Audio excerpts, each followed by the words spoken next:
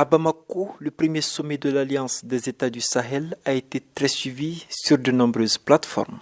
Les discours des trois présidents ont ensuite fait la une des débats dans les grains. La décision prise à la clôture du sommet d'aller à la Confédération n'a pas beaucoup surpris. Nous sommes déjà dans une confédération qui ne dit pas son nom. Depuis le début des crises dans ces trois États, qui est le Mali, le Burkina et le Niger, les États ont commencé à se concerter à travers les démarches, à travers les ministères des Affaires étrangères. Avec la création de cette alliance et la mise en place d'une force conjointe au mois de mars dernier, certains estiment que la Confédération va davantage aider dans la lutte contre le terrorisme, mais pas que. Et s'ils arrivent à se retrouver, à se donner la main, et je pense que ça va donner un nouveau élan pour la sécurité. Et ensuite, sur le plan économique, et je pense que ces trois pays regorgent des ressources naturelles.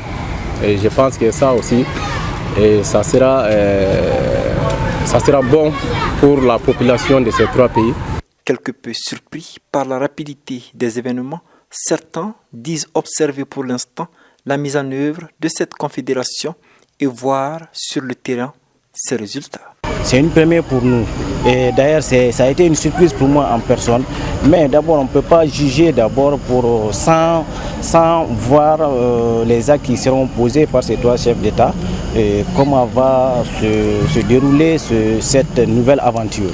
Donc on va observer et voir. Nous les souhaitons quand même une bonne chance pour ça. Ça sera difficile. Il y a beaucoup de défis devant eux. Au terme de ce sommet, il a été convenu que le Mali assure la présidence pour une année. Le Burkina va accueillir les sessions parlementaires sur la période avant le prochain sommet prévu dans une année.